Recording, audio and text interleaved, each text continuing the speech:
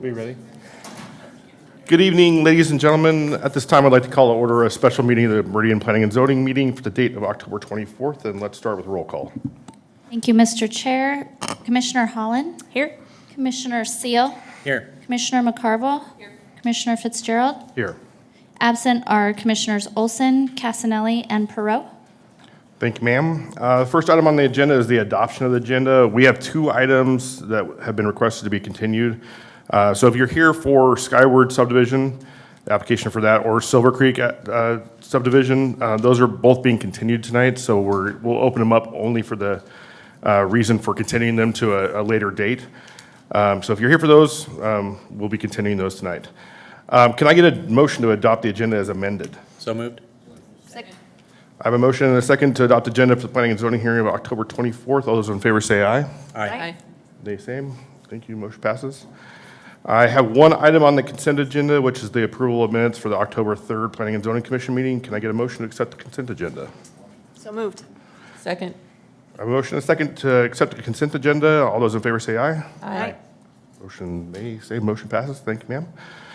At this time, I'd like to explain the public hearing process for this evening. We will open each item individually and then start with the staff report. The staff will report the findings regarding how the item adheres to our comprehensive plan and uniform development code with the staff's recommendations.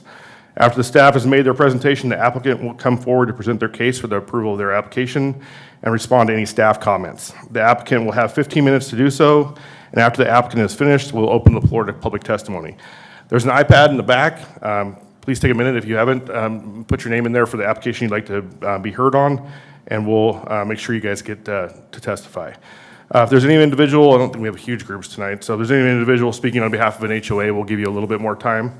But the folks that they'll be speaking on behalf, we'll ask them not to present their case, so they'll be giving up their time to the HOA representative. They'll have 10 minutes to give their testimony, and then we will close the public hearing. We'll give the applicant an opportunity to come back up and rebut any comments made by the public, and then we will close the discussion. At that time, we'll have the commissioners an opportunity to deliberate and make a recommendation to City Council, or hopefully make a recommendation to City Council or make a decision on the application. So with that, I would like to open the public hearing on number 4A, Skyward Subdivision, which is H 2019-0087. The applicant has requested a continuance of this application to November 21st. So can I get a motion can we get a motion to continue that application until November 21st? Chairman. Mr. Seal. I'm able to continue file number H2019-0087 to the hearing date of November 21st in order to revise the plan based on discussions with staff. Second. I have a motion and a second to continue H 2019-0087 Skyward Subdivision. All those in favor say aye. Aye. Nay opposed? Opposed, nay. Awesome, we're good to go. So we'll move on to item 4B, which is the Silverstone Apartments, H 2019-0104. And that applicant is requesting continuance to November 21st in order to have more time to review and work with staff. They're analyzing the staff report and hopefully making recommendations that the staff has given them. So can I get a motion to continue the public hearing on H 2019-0104? Mr. Chair, Commissioner McCarville. I move that we continue H-2019-0104 to November 21st in order to give the applicant time to review staff report. Second. I have a motion and a second to continue the public hearing on H 2019-0104. All those in favor say aye. Aye. Opposed, same. Thank you all. Okay, let's move on to item C, which is the public hearing for Adara Storage, H 2019-0094. And we'll start with the staff report. Bill? Yep. Thank you, Mr. Chairman, members of the commission. Pleasure to be with you this evening. First item that you're going to be hearing this evening is the Adara Storage Conditional Use Permit. The site consists of 4.61 acres of land, currently zoned CC, and is located at 1680 West Ustick Road. To the north, we have single-family residential or rural ag zoned RUT. West is vacant undeveloped property approved for single-family residential zoned R8. Ustick Road and Ada County EMS On the south, Zone CC. And to the east, we have vacant undeveloped land, Zone RUT and CC. Shut my presentation off. History on this property, it was annexed in 2009 with a development agreement. At the time that the developer was before you, they had envisioned commercial uses on the property, and they were required to come back and amend that development agreement when they actually had a development plan. Back in 2017, this commission also saw a plan for some multifamily units on this property. Your recommendation to City Council was for denial. Prior to City Council hearing that application, the applicant withdrew their CUP request, and the project essentially died. They didn't move forward with it. And so just recently, this applicant went forward before City Council and had a new development agreement recently approved that depicted the storage unit and some retail uses on it. So conceptually, council's approved the layout that you're seeing tonight, and then procedurally, the UDC, the zoning ordinance, requires them to follow up with that conditional use permit approval with you this evening.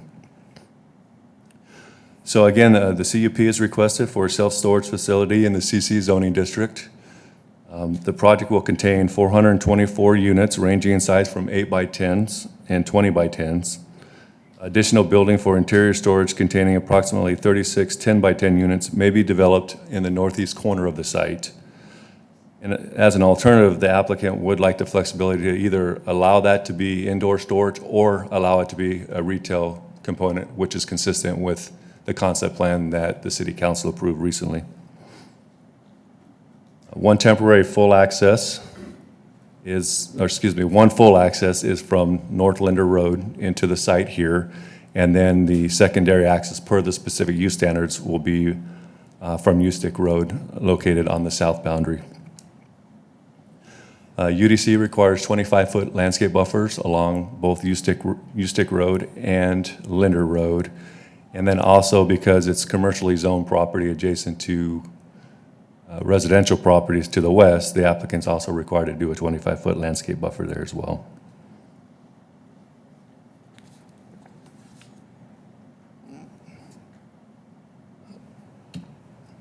The applicant did submit conceptual renderings, elevations for this particular property. You can see here that the interior of buildings are your typical storage buildings, but what the applicant's done differently here is that they've made the exterior portion, which is primarily required by design review, he's made it more look like a storefront than your typical storage facility.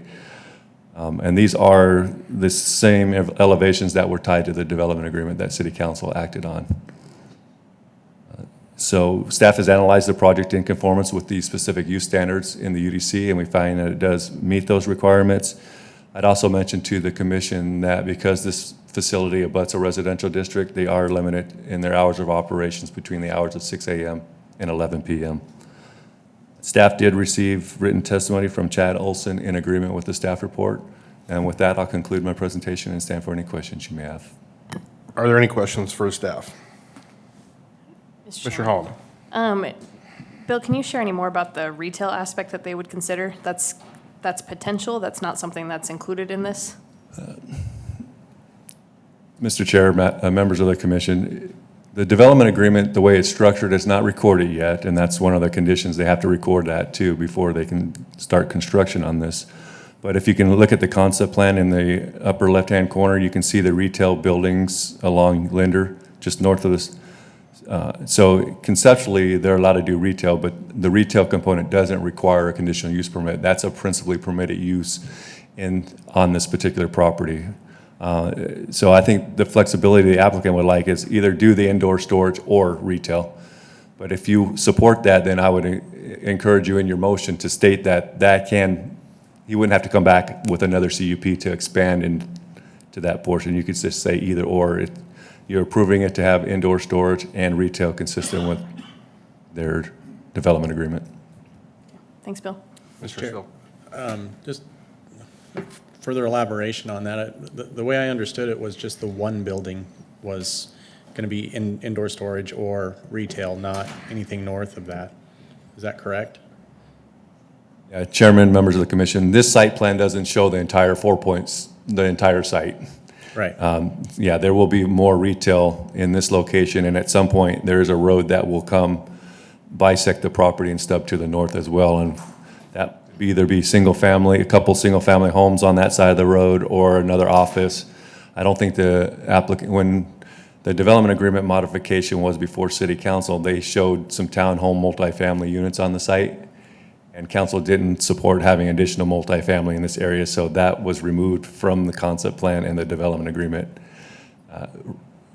per council's direction. So again, the applicant hasn't further defined his concept plan yet, but the intent is to have primarily mix of commercial uses on the site, retail, office, and the storage facility.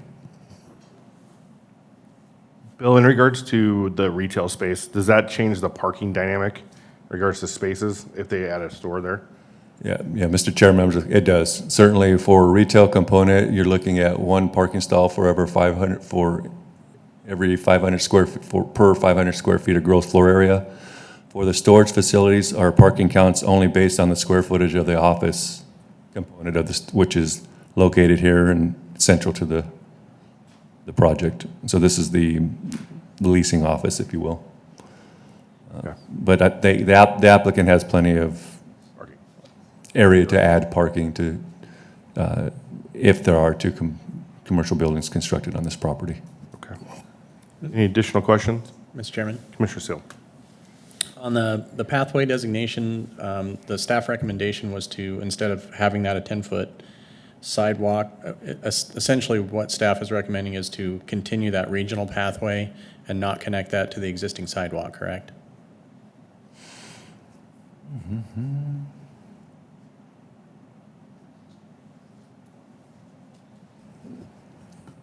Mr. Chairman, members of the commission, the way I'm reading it in the staff report, they're actually going to replace the sidewalk and construct new sidewalk, so it is 10 feet. So right now, the pathway is stubbed and is constructed to this point, and there's an existing sidewalk here, and the applicants agreed to widen that to be 10 feet to provide connections at the intersection. Okay, thank you. Additional questions? Thanks, Bill. Would the applicant like to come forward?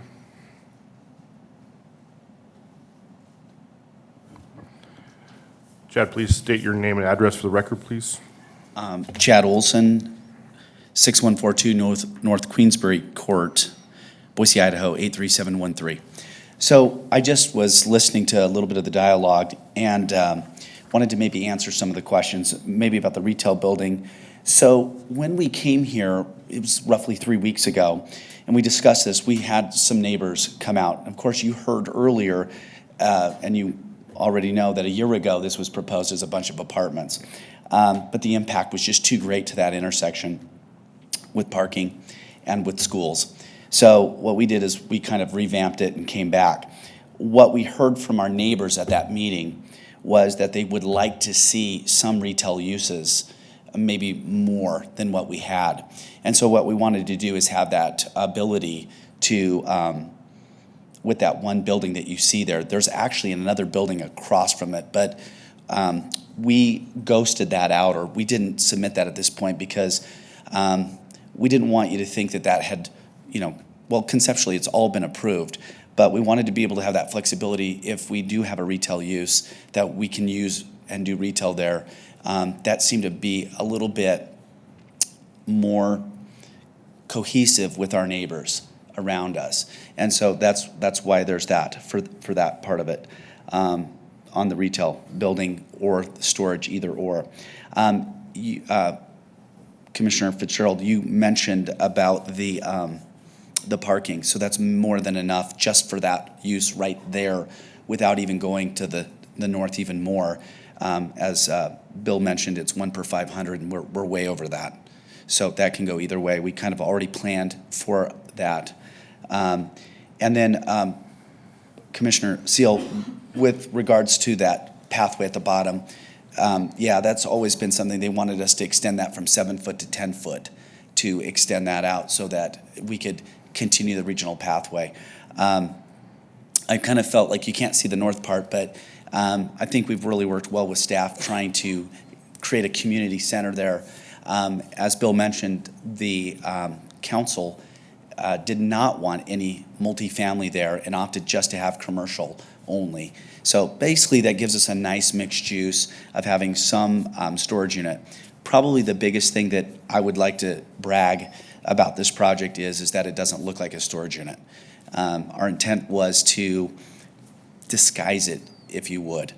But it's a need, and people need storage, and it does really limit impact to our schools and to our traffic, especially on that corner. That's a tough piece because it's not a large piece, and it's in the hard corner of Ustick and Linder and Ustick there.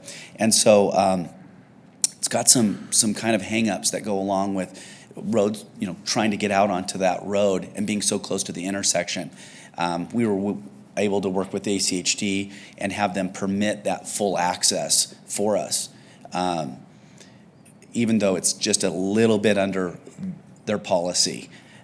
So anyway, I stand here ready to answer any questions you might have of me. Any questions for the applicants? Not yet. Commissioner Holland, go right ahead, ma'am. No, not yet. I'm good for now. Yeah. Mr. Chair, I think you've got written testimony, there was a whole lot of bold in the staff report, so you're in agreement with everything that they've got in here. Yeah, I did see a lot of that bold there in that staff report, but it was things that we had agreed to. They're basically the UDC stuff, Yeah. and one thing to be said about that, we're not actually requesting any exceptions from the UDC at this point. The 25-foot on both Linder and Ustick, and then also the west boundary because it abuts to a residential. We just complied with all of that. Okay. Additional questions for the applicant? Thank you, sir, very much. Thank you. Madam Clerk, do we have people who signed up to testify? Mr. Chairman, we have 3 people who signed in, 2 of which to testify, Carl Weibel being the first. Mr. Weibel, you want to come forward?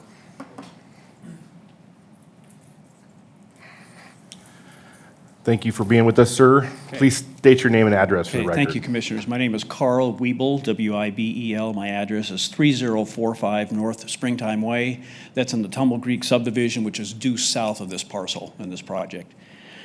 Number one, I do not represent Tumble Creek subdivision, or HOA. I'm just here on my own. The first thing was just, and this was for Mr. Wilson, there were 2 meetings, one on April 25th and July 23rd, for residents in the area. And I would just like him, when he comes back, if he could explain how that was advertised, because my neighbors that I have talked to, no one knew of those meetings. The first one said no one attended, and the second meeting on the application said 1 person attended in July. So curiosity was, how was that put out as notice for us to just come and communicate with the developer, with Mr. Wilson? The only other thing that I have is the timeline for the possible construction of the townhomes that he's talking about in the application in the future. I just do have a question as what would the timeline be? Because there's nothing here. Are we talking 3 months, 6 months, a year? Because this area has not been developed, and as homeowners in the area, we're still hoping for some additional commercial development, which is in concert with all the subdivisions there. Someplace where families could go, a restaurant, something that could be used within the neighborhoods for some retail and commercial development. So we're just curious to know as if that is something in the near future, or is this going to be beyond our lifespan? So that's the only questions I had, and we do appreciate what you guys are doing on the commission. Thank you very much, and we're hoping for this area to be developed in a very positive way. So thank you very much. Thank you, sir, very much.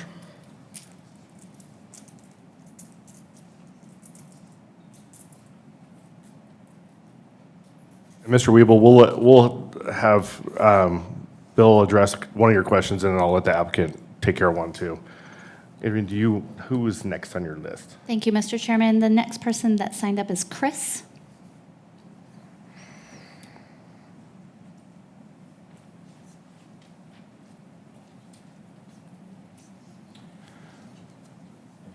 Good evening, Chris Williams, 1762 West Canyon Ranch Street in Meridian. I am in the Water Song subdivision.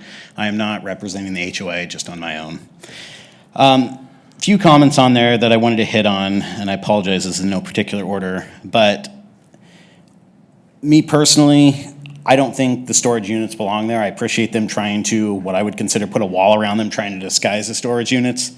We have residential all around there, as the staff report shows on that. We have residential undeveloped right behind there that's zoned residential. We hope one day that it gets there. I know it's been a while on that. But I'm just thinking, even about them, moving in there, the property values on that as well, just in the immediate area on that is a concern having that. With that said, I want to be clear, I'm not anti-development. I'm all for it. I've been to past hearings, for the development, but smart growth, smart development. Maybe the applicant has better information than I have, on this. I've recently, in the last couple weeks, called around some immediate storage units to just kind of try to get an idea on that as far as indoor storage.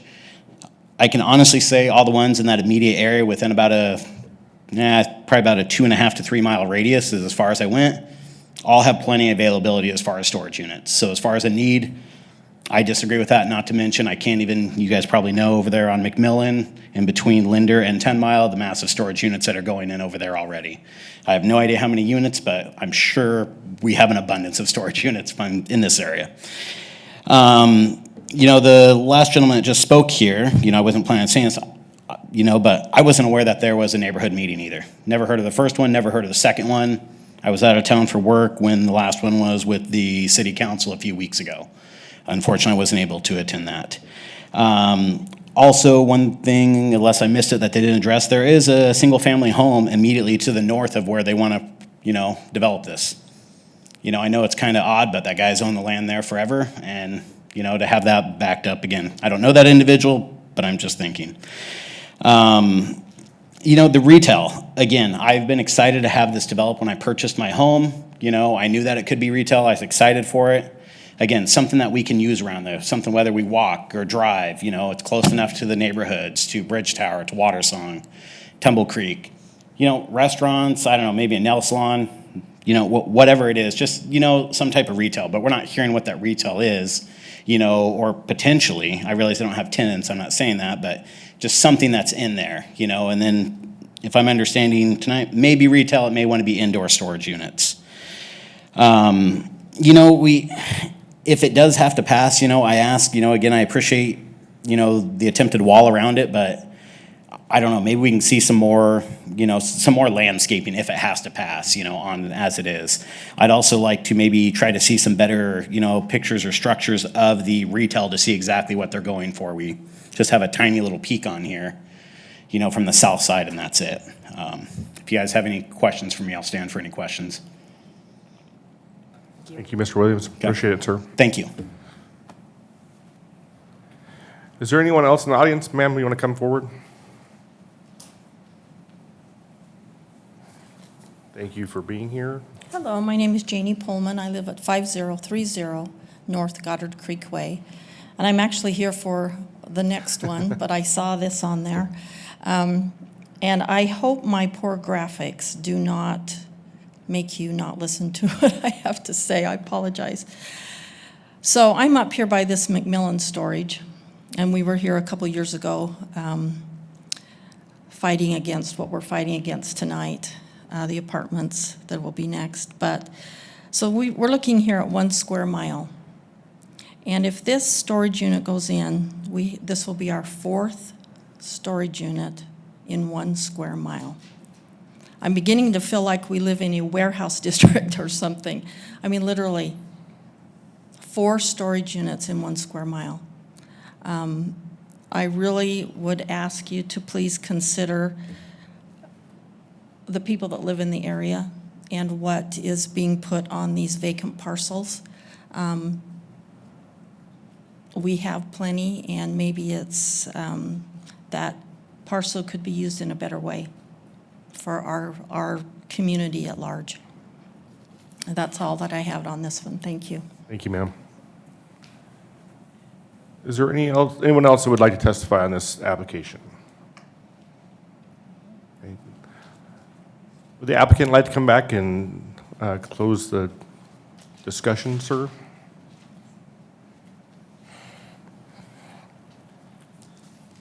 Chattels and 6142 North Queensbury Court, Boise, Idaho, 83713. First of all, the meeting was noticed twice. We had the meeting 2 different times. What we do is we get a 300-foot radius of the property. I am just thinking back in my mind, I think I saw 1 or 2 Tumble Creek, but I didn't, you have to live within a certain distance to see that. This is to answer the first question for the first gentleman. Townhomes were stricken from the development agreement, so there are no townhomes being put in at all. But one thing that you did hear is you heard that the neighbors mention additional retail and commercial, and that's again why we want that option for that inside storage. The next set of questions was Mr. Williams. So residential was proposed. It was proposed a year ago, and it was denied. The neighbors came out en masse on that and said, we do not want residential because that's more people using the roads and that's more people taking up school seats. So no, residential is not the best option for this corner piece. We did a lot of studying, a lot of research on this piece, and residential is the worst thing in the world for this piece of property. Landscape, he asked about additional landscape. We're actually following the UDC. This is what's designed in the code for this exact type of application. We're not asking for any exceptions on that. He mentioned about having data. Well, there is data. People visit their homes 1 to 3 times a day. Commercial use is even higher than that, and storage units are 1 to 3 times a year. So it's about impact here. Again, he also mentioned having some additional retail. And I say the same thing. We could have come in with even, let's just say, more retail, but we have to really balance that in that already congested neighbor or intersection. And the last lady, she said that it's slowly looking like a warehouse district, but that will not look like this corner. This corner will look like a retail district. So they can have as many storage units as they want to have in all the corners of all the places, but ours doesn't look like a storage unit. We are spending extra money to ensure that. She said there must be a better solution. If so, what? As I mentioned earlier, houses increase more traffic, houses take school seats, and if I looked at every letter that came through from every person who wrote, and I literally tallied up every single complaint about that project. And this is the best solution for that corner. There is no other really good solution. And while we only had 3 people here tonight, at the council meeting we had a lot more. And again, we stood up here and we said, okay, what can we do to mitigate impact in that corner? What can we do in a sprawling city to relieve some of the pressure? And what you see before you is our solution to that. And if you have any questions, I can answer those. Any additional questions? Mr. Chair, Mr. Holland. I'm wondering if you could expand a little bit more, again, the same question I asked Bill on the retail component of what your intention is there. I mean, giving the option of doing interior storage or retail, I just like a little bit of a clearer direction of what kind of retail you're anticipating, if you've got anything in mind there. Well, I don't know that. I have been approached by one person. It was a daycare. It was at the back of the section that you don't see. That only gave us flexibility. Our intention was primarily to do a storage unit, in an interior climate-controlled storage unit there. After we left that last meeting, we said, well, hey, maybe there's a win-win here for us to come back and make that a little bit more retail.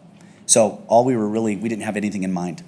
All we were doing is basically trying to be a good neighbor and offer more of a retail. Again, we have to kind of balance that with the traffic impact that we'll make. And so basically what you see is that option to either do it or not do it. I mean, obviously a storage unit would be a lot less impact than a commercial. But at the same time, if our neighbors want a little more commercial, then maybe we can be a good neighbor and do that. Additional questions? Commissioner Seal. Just Want to know if you could touch on the timing of construction question? Oh, yeah, sorry about that. So I thought I touched on that when I said that the construction of the townhomes will not take place because there are no townhomes allowed. The council was very clear about limiting the use to commercial only in that part.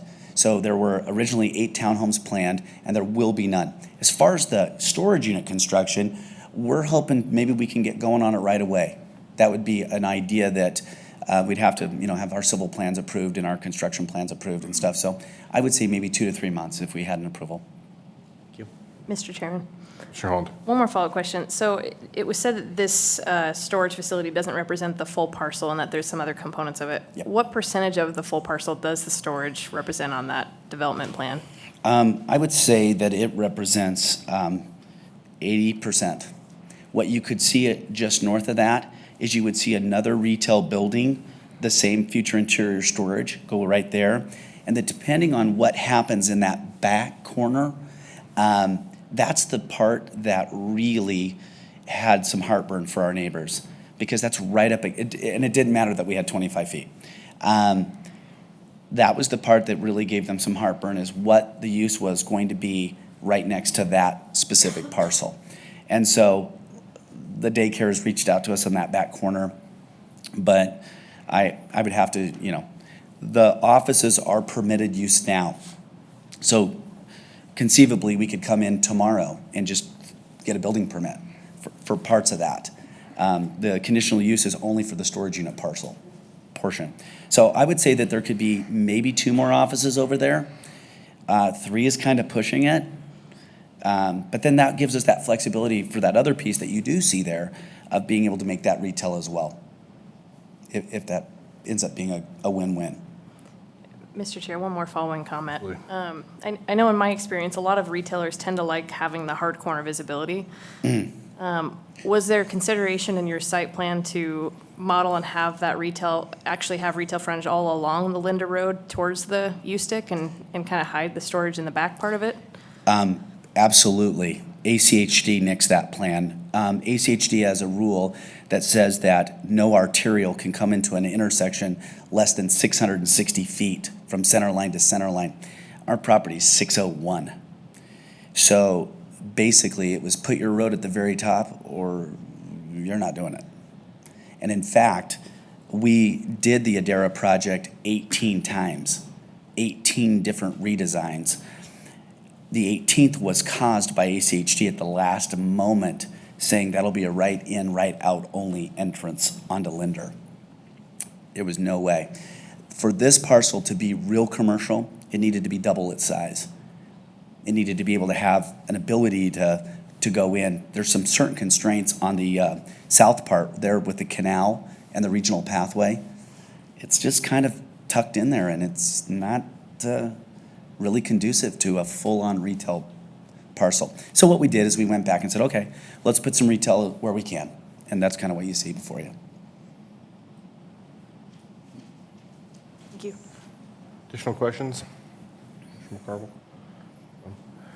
So Chad, is there, the substrate on trade winds, are you using that, or is it going to be stopped and blocked off? It cannot come through. That's right, okay. Just want to make sure that's clear. ACHD is very clear about letting residential neighborhoods pass through. So right now, we're just kind of in like limbo on exactly what to do. And when Commissioner Holland asked about that upper area, that's why I was a teeny bit vague, is because that's kind of got to be a juggle act with ACHD and City of Meridian staff about what we do there. Additional questions? Let me follow up one thing and say, though, that the development agreement that was approved only permitted commercial or retail use in that corner. So, Commissioner Holland, I want you to know that no matter what happens, it's going to be one of those 2 items. Okay. We good? Thank you, sir, very much. Thank you. Some questions for staff or other thoughts, comments before we close the public hearing? Sir, you already had your time, I'm sorry. There was just a misconstrued with the information, so I wanted to clear that. Okay. Appreciate it. Additional thoughts? I get a motion to close the public hearing. I have a motion and a second to close the public hearing on H 2019-0094. All those in favor say aye. Aye. Opposed, same. Thoughts? Mr. Chair? Mr. Seal? Just looking at the layout overall, I like what they've done for storage units. I mean, the presentation is something that's, it's not going to catch your eye and say, oh, those are storage units. It's going to look more like retail.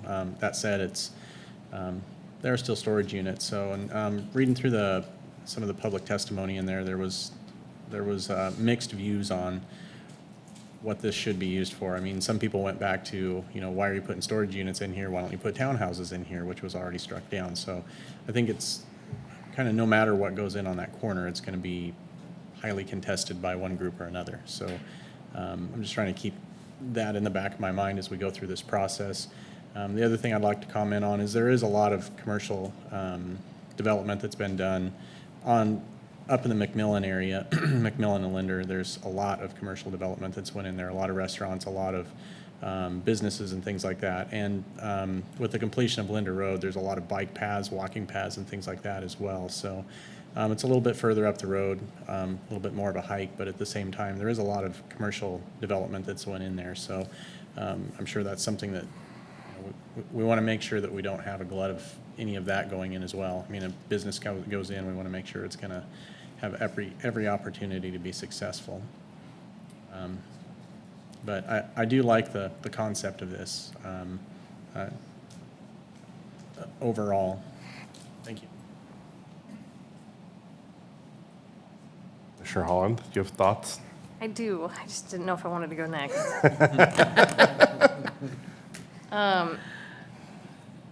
I struggled when I read the application on this one. I struggled when I read the public testimony on this one because I think there's a lot of storage that's been coming in. And it's not just Meridian, but the entire valley's been seeing an influx of storage. And that's because we're gluttonous people that like to keep stuff and don't have enough room in our garages. So that is what it is. And there's certainly a need for storage. I struggle with where the location of this is because it's on that hard corner. And I always like to see storage that's tucked back a little bit behind something so that you can keep that visibility and that frontage. So if I was, I don't have the opportunity to redesign this, but I would prefer to see more retail uses along that frontage, even though there's some challenges with ACHD on that site.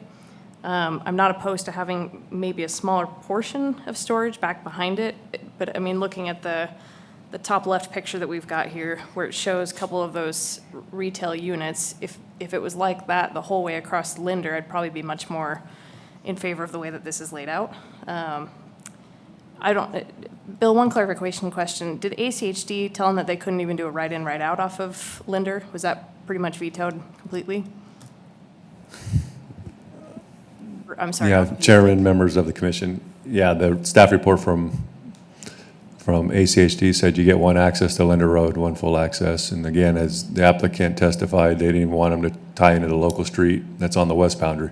Yep. So what we did is in the concept plan, I'm happy to pull up the other concept plan too if you want to see it as part of the DA, but showing that road connectivity. But they essentially, working with the applicant, typically with mixed use, we want integration, right? This is mixed use community. We want that to all be integrated, but because of ACHD's policies, again, we can work with ACHD and possibly make that local street connection, but they required it to be emergency access only to the local street that will be constructed at a later date. But staff had worked with the applicant and said, well, if we're gonna do that, well, at least that's where his open space is gonna go per the mixed use standards. So you don't see the entire picture before you this evening because really your purview is the conditional use permit, but with the DA mod, we talked about the access. We limited multifamily on the site from happening. We didn't specifically state that residential wasn't allowed to occur on the property. So there's a distinction there. Council just didn't like his elevations, 3 stories, modern look that just didn't fit in with the neighborhood. That was the intent. So again, I think the applicant has some flexibility, just no multifamily on the site. And then as part of the DA, we recommended that he create some kind of central usable open space as an amenity to complement the office retail component of that. Again, you don't see that, but those are things that were tied to the development agreement. So we're trying to get some of that neighborhood feel, some of that integrated development, just not getting it connected with the road or a residential component at this time anyways. So just to confirm, Bill, they can't even do a right-in, right-out on U-Stick? ACHD will not give them another access. Okay. Yeah, U-Stick, no. They said emergency access only. So my thoughts, and just to share, the challenge, I think, we're used to making recommendations to city council. The council kind of almost not put us in a box, but they kind of already made the decision. And that's the challenge, I think, here is because the DA is already there. They've agreed to the majority of the concept of this at council level. And so we're going in reverse of normal. And we're approving the CUP after the council's already acted in this stead. So we're agreeing with Commissioner Steele's comments. I think it looks good. I think making a retail front looks much better than a normal storage unit. As we're taking our cues from city council, it's hard for me not to go in line with what they've already agreed to. So that's my challenge. I think I agree that I think we're getting a little heavy on the storage units in that area. I live over there, and I think we see a lot of them. But I think this corner is hard. I think we've seen this, I know Rhonda and I have seen it at least 3 times, maybe 4 times. And so, sorry, Commissioner McCarville. We've seen it a number of times. And so I'm struggling. And if the council's made a decision, this is the direction they think is the best use for the property, I have a tough time trying to second guess them. But I would love additional thoughts from my co-commissioners. Mr. Chair, Commissioner McCarville. I gotta agree with as many times as we've seen this little piece of property, it does have some constraints, and I wish it wasn't the last corner to be done here and that there weren't so many other storage units close, but I think to keep the traffic down on that corner and the restrictions of access, just, it's tough to get a whole lot of commercial on there, but I'd like to see as much as possible. I mean, if they're talking, a daycare center would probably be a highly sought after. Or a coffee shop. Or A coffee shop and that kind of stuff in there. I think as much retail as you can, but I realize that corner just, it's not conducive with the access. So, like you said, it needs to be twice the size to be able to have the access it needs, so. I think with all the other options that have come before us on this piece of property, this is the least impact.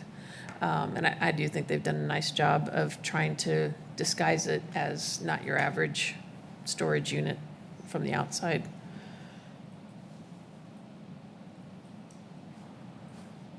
Additional thoughts? Mr. Chair, Commissioner Holland. I still am struggling a little bit because if we make a recommendation, or we're virtually the voice at this point of the conditional use permits. So if we approve that and we say that we give them flexibility to do additional retail or the indoor storage, I don't know that it will come back before us either. If we were to move forward with the recommendation, I would want to strongly suggest that additional internal storage wouldn't be allowed, but that would be a retail or office use that would be there. I would prefer that they would carve out even a little bit more of the frontage on Linder and have another pad available for retail use there and minimize some of that frontage there. I don't know that that's something that the applicant would be open to doing, but I'd prefer to see three or four lots there that have, some, 'cause I know they can't come down all the way because there's no access off of U-Stick, but if we can still maximize the frontage that we can get there for some additional retail uses, maybe we could get 2 or 3 different retail uses there. That's my thought. And I would agree. I think retail, maximizing the retail there to complement the neighborhood, to give them something they can walk to that they can utilize. I understand the need for that. So, Commissioner McCarville. Mr. Chair, I agree. Both, I like your thought there of just saying, yes, it needs to be retail instead of the option. Yeah. Like that. But what are our options in regards to, it's conditional use permit, so we have the carrot and the stick, I think, in regards to what can we say we want more pads? I think we can definitely say that we'd like the 2 pads to be retail, but can we go beyond that and say we would like to see 3 or 4? That's outside of the applicant's, or application, but can you give us some guidance? Yep, absolutely. Chair, members of the commission, so currently, this is essentially the site plan that's going to be tied to the development agreement. So you can see here, it says future indoor storage. And then this is the layout that you're looking at. So essentially, the applicant has this layout vested. Now, what you could do is, if the applicant's open to it, certainly reopen the public hearing and see if he's amenable to removing the interior storage component and making that retail. That he's not violating his concept plan, but he's agreeing to reduce the amount of storage on the site and allow that indoor storage building to be either retail or office or something in the future other than storage. But that would be my recommendation, to see if he has an appetite for that, and if not, then more than likely you need to stay with what the applicant's proposing this evening with interior storage. Mr. Chair, one more question for Bill. Do we have the ability to ask them if they'd be willing to consider adding another commercial parcel there, or would that alter the site plan too much, or would it have to go back to council for the DA? Certainly, chairman, members of the commission, I mean, we give the applicant latitude to change the site plan to some discretion. So if he wanted to reduce his storage footprint this evening, and you wanted to see that, and he is open to that, I would just say maybe continue this out, get a revised plan, and bring back something to you to see. That'd be easier, and that way the findings are clear, the record's clear, we have an updated site plan, and at least you have a visual of what you hope to see occur on the site. Sure. Thoughts? Would you be amenable to reopening the public hearing so we can hear from Mr. Olson? Mr. Chairman, Commissioner Holland? I move that we reopen the public hearing for the purpose of hearing from Mr. Olson some additional thoughts on our deliberation. I have a motion to reopen the public hearing. Do I have a second? Second. I have a motion and a second to reopen the public hearing on H 2019-0094. All those in favor say aye. Aye. Opposed, same. Mr. Olson, can we chat with you, please, sir?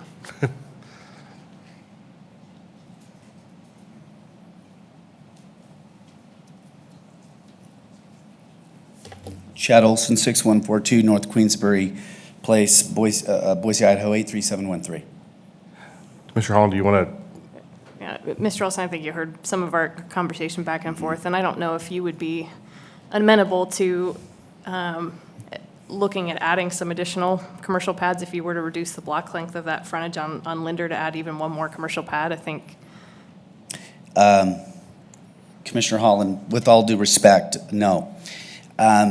We want the option to add the front one. There are 2 or 3 more over there. As Commissioner Sill pointed out, there's a lot of retail that's already being built just a mile away. It's easy to say that we can have retail, but there has to be people that come want to rent it too. This is a good balance. We came to the commission with the idea to change the future interior to retail. But I'm under the understanding that it's already approved under the idea of a future interior storage. We wanted the flexibility to add more. And I might be wrong. Bill, am I wrong? I say, Bill, can we get clarification on that so we understand where we land there? If I'm understanding you right, Chad, are you saying that this is the concept plan that was submitted with the MDA? It says interior storage, right? And I believe in the staff report, I said 2 future commercial sites, right? Or did I say 1? You said, well, in the staff report, I thought you said 1. Okay. But I think that was to the north piece, that commercial piece. That one right there, yes. Yeah, so in reality, I'm asking to change the plan to do more commercial. But this idea of doing 3 or 4 pads along there, there's no way it will work. Well, I think the commission's asking if you're even willing to consider just this retail instead of the interior storage as a multi-tenant building. Well, I heard 2 or 3 pads mentioned. It was a combination. I think we're asking for, we have multiple questions. Like, first, Okay. are you willing to change the interior storage concept to a commercial pad? And then I think Commissioner Holland's thoughts were, is there a potential that we could change the site plan for an additional commercial pad? I Okay. think those are two separate questions. Okay, so let me answer the second question first. No. The first question, well, it doesn't make sense. It really doesn't. I mean, it's a great idea. It really is. But that piece, you cannot wind back down in and expect to have safety trying to wind your way back out. You have to have two entrances. That is what the police department and the fire department require. It doesn't work. As far as that piece right there on the corner, the only problem I've ever had is that, as I've mentioned, we have a full access right now. If you want to see that access go away, put a lot more people on it trying to travel across two lanes. What I wanted was the flexibility to add it later, not to be put into a corner to have on the spot say, I will do it. Because by doing that, it could take that access and create it to an right in, right out only, basically ruining that corner piece of property. So the answer to question one is, I would like the flexibility to add it to as retail if it makes sense for the entrance and the egress and ingress and the traffic. I want to be sensible about it. And we appreciate that. I think the balance is the highest and best use, right? I mean, and you have a Yes. bottom line and you have a pro forma you got to Yeah. meet. And we're trying to think about what's the best for the neighborhood. And so it's that balance point. Well, it's not even really, I actually probably make more money renting at retail than interior storage. 36 units, $80, $4,000. I could probably get more for that as a nice retail location than that. But if it jeopardizes that right in, right out, it'll kill that little piece of corner property. And when there's enough wrecks, then you'll see what you see all over Meridian and Boise. You'll see all the yellow cones go up where they just shut the access off. Bill will tell you that in that report where they gave us full access, it says the keywords are up to a time under ACHD discretion. They can take it away at any time. You jam-pack that little corner, it's over. They'll shut that corner down. And it'd be nice, because we're the commission, right, and we're the city of Meridian, but they got the control on the roads. We can't do anything on that. As Bill mentioned, the access on the U-stick, they just basically said no. This is the only thing we could do. I mean, I'm under the impression that if this doesn't get approved in this way, this is non-developable. We come back as residential, okay, too much traffic, too much schools, places being taken. So I guess we build a park. Because that's what it is. The corner is too tight, and that's the way it is. So I hate to be obstinate. I'm not an obstinate person. But I just have done this thing about 18 times. So I have pretty good intimate. I met with ACHD 3 or 4 times on this. Bill will tell you I met with the city of Meridian at least 5 times. This is what we have. So I appreciate that, and I'll Sorry. open the question. And I understand where you're coming from. Yeah. The only pushback I will say, is that there's vacant land in several acres above you to the north. So I mean, it's not like this is being put into a box to forever. But I mean, so there is. Oh, you mean if I but- combined properties?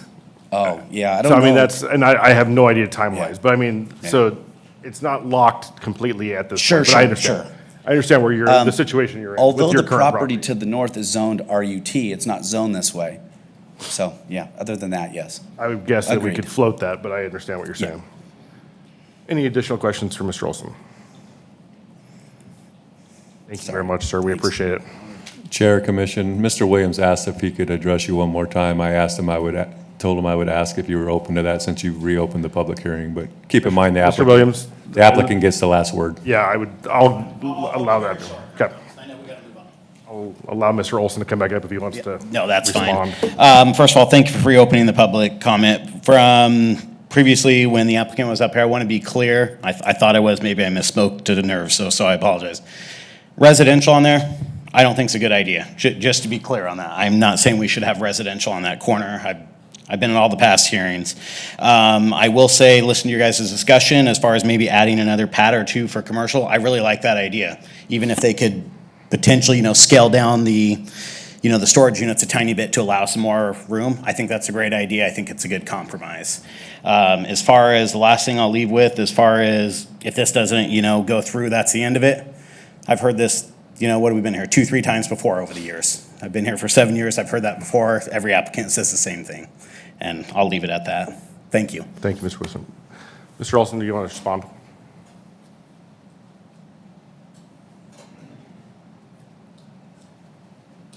May have to buy you new shoes later for wandering back and forth.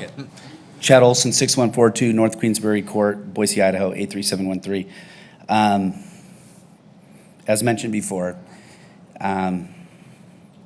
there's no way that we can do another pad in there. Mr. Williams points out that some other developer will come and he will take it and he will do new things with it. Everything's been done that can be done. Short of combining it with other parcels above it. To the left, you're pretty much strung in because of the creek right there, and there's a lot of easements from Nampa Meridian Irrigation District.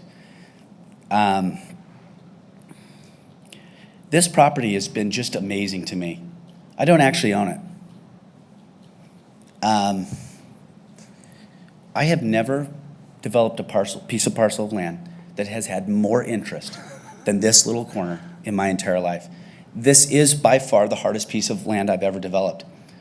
I've even looked at Bill, and Bill and I have just both shook our heads and said, well, rezone. What I'm offering is the least amount of impact to our roads and to our schools.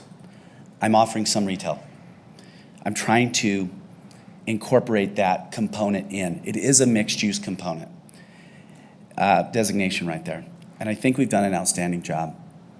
And if you have any more questions, I'm here to answer them. Any additional thoughts, questions for the applicant? We appreciate it, sir. Thanks. Thank you so much. Can I get a motion to re-close the public hearing on H 2019-0094? So moved. I have a motion and a second to close the public hearing. All those in favor say aye. Aye. Opposed, same. Okay, team. What do you say?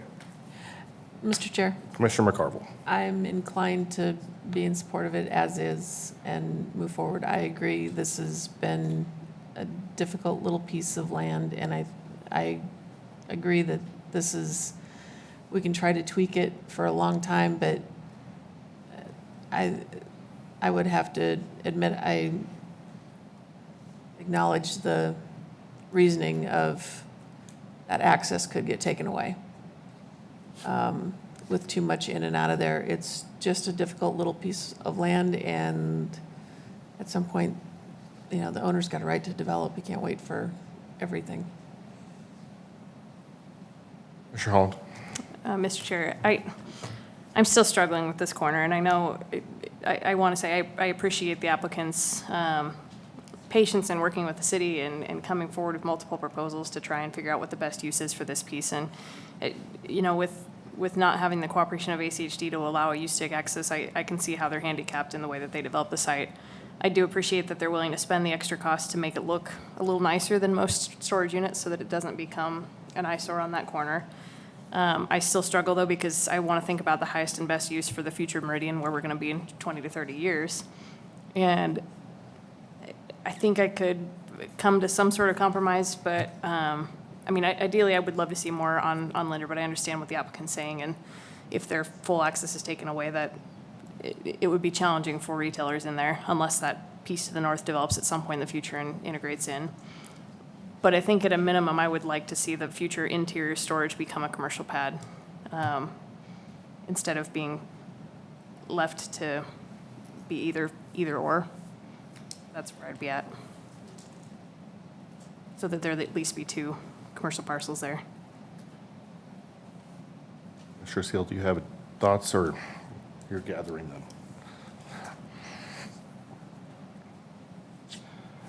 Well, and I haven't seen this before. It's, and it's still a struggle. Understanding businesses, and if they do take that that full access away on the street, it definitely hobbles it. I mean, it is, for me personally, it's made my choice easy on some businesses, whether I frequent them or not, just by the access that's provided. So when they put that in, it makes it incredibly, or they take that access away, I should say, it makes it incredibly difficult to get in and out. The fact that this is very close to a school, and we do want to reduce impact to that school as far as student count, as well as driver count or car count, vehicle count. I mean, a storage unit makes sense from that standpoint. The retail portion of it, again, because of some of the neighbors that are there, it makes that tricky as well, where, the school is going to also regulate what kind of retail can be there as well. So they have some constraints that they have to comply with as far as that goes as well. So I struggle with it. I like the concept. I mean, as far as a storage unit facility, I like the concept of it. I like the layout of it. It's just tough on this corner. Well, as someone I have seen it 4 or 5 times on the other side, I think I tend to agree with Commissioner McCarville. I think I agree with you too. I think and I struggle, it's not easy. And I know there's a balance between being able to develop and being able to finalize a pro forma that makes sense. But I think that your comments about taking access away, I think is very, very strong, because I do the same thing. I make decisions based on what I don't want to go to on Eagle Road, because I don't want to flip a U-turn to figure out how to get back. So that is a big deal. So I think I would agree that my only thing would be to strongly recommend that they look at the commercial on both pads, or the retail space on both pads, but I'm not sure else. But besides that, what else we could do? So. Motions? I can't make motions, so it's all you guys. Mr. Chair, Commissioner McCarville. after considering all staff, applicant, and public testimony, I move to approve file number H-2019-0094 as presented in the staff report for the hearing date of October 24th.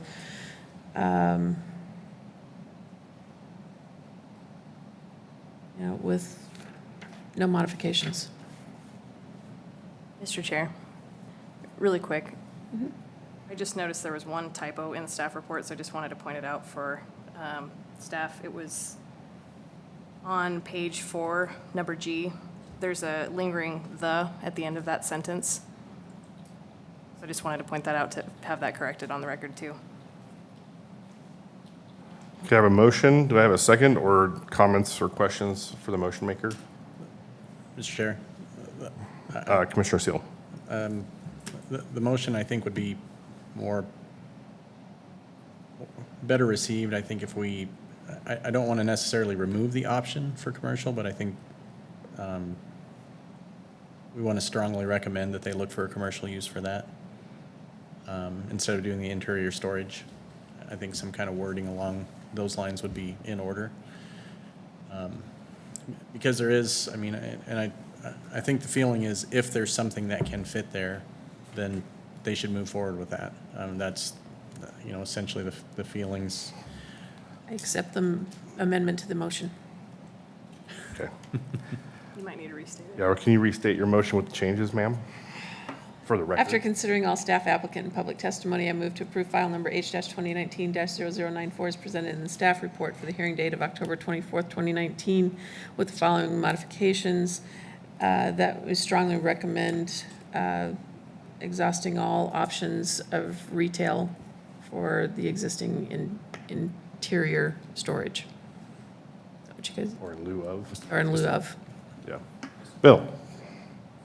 Chairman, members of the commission, there is a condition of approval in the staff report that gives the applicant that flexibility. So I just wanted to let you know it's actually condition number 6. It says flexibility shall be granted for the future interior storage depicted on the site plan at the northeast corner of the site to be converted to retail if desired by the applicant. So we have it covered for you. With highly recommended. Highly So I have a motion. Do I have a second? I second. A motion and a second to approve file number H 2019 with modification, or 2019-0094 with modifications. All those in favor say aye. Aye. Opposed, nay? Same? Nay. Thank you. The motion passes. Thank you very much. Okay, moving on to open the public hearing on H 2019-0105 Verasso Village North. Bill, you want to start with the staff report? Yep, thank you, Chairman, members of the commission. Next item is Verasso Village North Conditional Use Modification. The site consists of 1.7 acres of land, Zone CG, is located at 3543 East Tacati Lane on the west side of North Records Avenue, south of East Ustick Road. Adjacent land uses, we have Les Schwab and Culver's Restaurant, Zone CG to the north. To the west, we have retail and restaurants, Zone CG. Townhome style multifamily to the south. And to the east is Collector Road, which is East Records Road.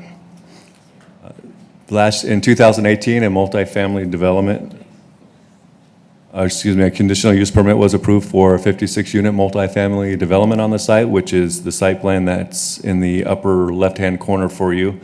It was tucked under garage parking, and then it had the units above it for a total of 56 units. The applicant's here this evening to modify that conditional use permit to reduce the number of units on the site from 56 to 36. The previous elevations was all one structure, and this particular revised site plan that you see on the right-hand side consists of four townhome style apartments with tuck under garages, so they're 3 stories with the garages accessed from a shared driveway off of Tacati Lane, and then there's also an emergency access that goes out to records per the fire department's requirements. So the applicant is required to provide open space per the multifamily standards. As you can see, the areas highlighted in green is the open space that's proposed for this site. This project was put on hold, so the applicant could further define and process their design or further refine their design. And so if originally the applicant had one additional unit and this was one long building, and per the recommendation of staff, they actually separated the buildings and created some more green space between them to add and enhance the open space and amenities for this particular development. If you've read the staff report, staff has recommended, currently there's a sidewalk that's going along this, or the applicant wants, I don't know if there's an existing sidewalk or sidewalks being proposed by the applicant, but there's pedestrian connections along this side of the street. And you can see here, there's some landscaping that projects into the walkway that could prevent pedestrians from entering not only into the units, but also into the commercial development that this property is part of. And so staff's actually recommended that this entire building gets shifted down to the south and that these parking pads be removed so that we actually get additional green space in between the street and the buildings to add more of that pedestrian element and some more open space to the development. The other caveat to this particular plan is that it's overparked per UDC standards. And I know this commission takes that, with multifamily, we're always curious about the parking count for this site. So really the only required parking are the two-car garages that's proposed tucked under I don't have that here for you, that exhibit, but, and these parking pads are additional parking for the units. So they're not required by code, but the applicant's, again, trying to emulate a townhome style development and complying with the multifamily standards. So this side, or this bank of townhome units will not have a parking pad, but they still meet UDC standards, and then the rest of the site, again, does exceed UDC requirements for multifamily parking standards. Here are the elevations that the applicant provided. You probably saw the ones in the upper left-hand corner you saw in the previous rendering with the Adara site. This is the townhome units that were proposed with that project that council nixed. And here are some additional elevations that the applicant's proposing. Further refinement is going to be needed, and the applicant is going to have to comply with the architectural standards manual. So the applicant hasn't really decided on what the design would be for these structures. At this point, we know that they're going to be a townhome look, a modern design with parking in the rear of them. So again, the applicant, as they go through the certificate of zoning and design review process with staff, we'll make sure that the elevations comply with those standards. If the commission has a preference this evening, certainly you can say which one you prefer, and we can remove one from the staff report and say one's preferred and one's not preferred or unapproved, and the one approved, whichever one you want to see on the site, but you have that ability through this conditional use process. The applicant did provide a written testimony in agreement with the conditions in the staff report. We are recommending approval, and I'll stand for any questions you might have. Thank you, Bill. Any questions for staff? Thank you, sir. Mr. Olson, would you like to join us again, sir? Take you up on the shoes.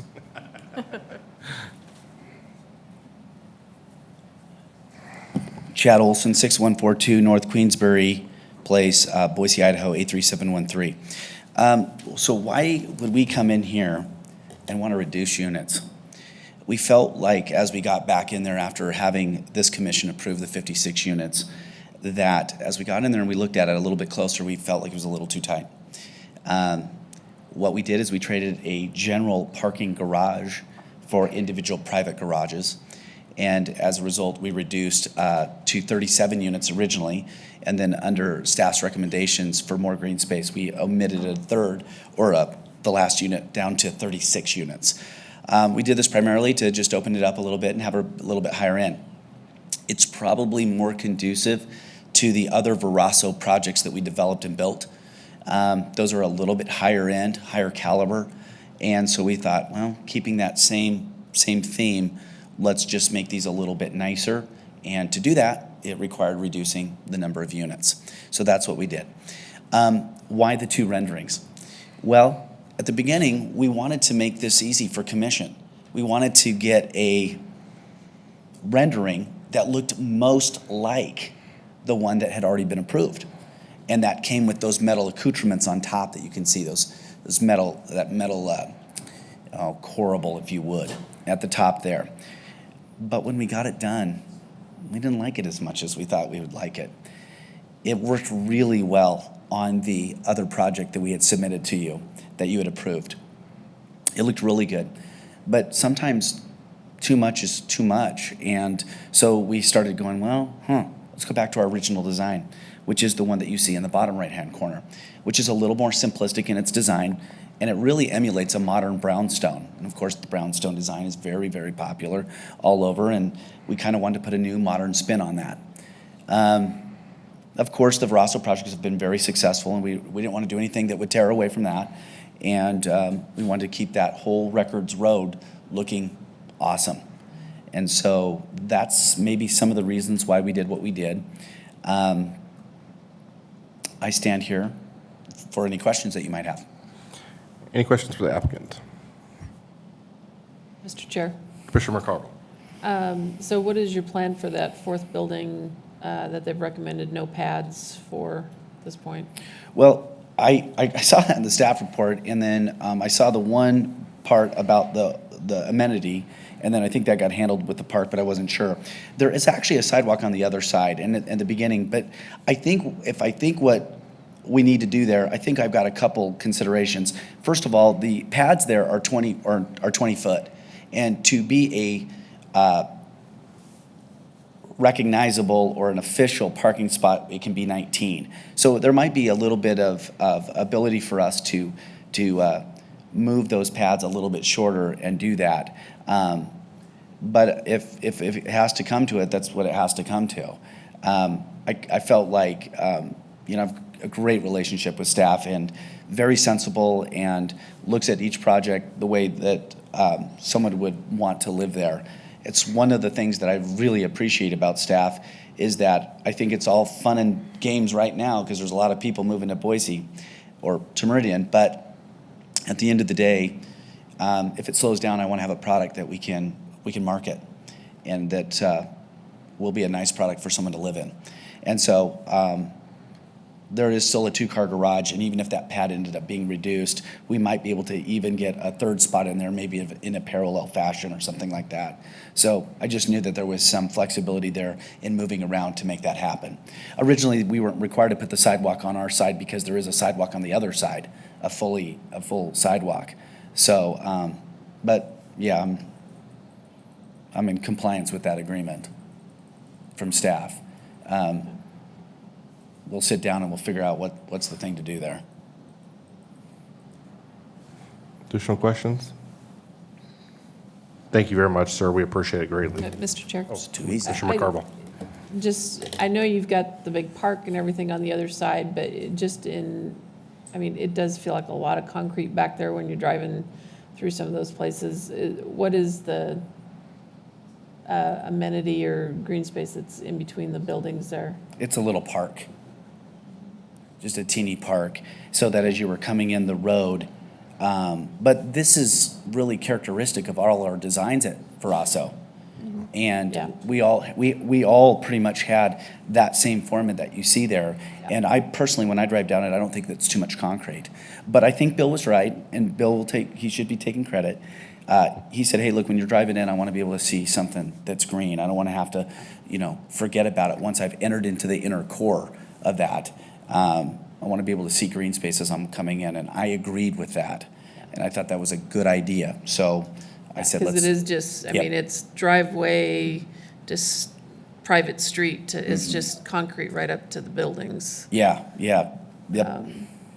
Okay, thanks. Additional? Thank you very much. Thanks.